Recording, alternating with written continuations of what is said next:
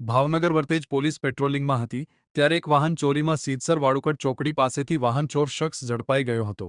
વર્તેજ પોલીસે વાળુકડ ચોકડી પાસેથી પકડેલા શખ્સની પૂછતાછ કરતા પોણા 2 મહિના પહેલા ભાવનગર શહેરના નવાપરામાં મનુભાઈ ગાંઠિયાવાળાના ખાંચા નજીકથી એક મોટરસાયકલની ચોરી કરી હોવાની કબૂલાત આપી હતી, જેને પગલે પોલીસે 25,000ના મુદ્દામાલ સાથે રાહુલ ઉર્ફે અગુ ભરતભાઈ મકવાણા નામના શખ્સની સામે ધોરણસર કાર્યવાહી હાથ ધરી છે।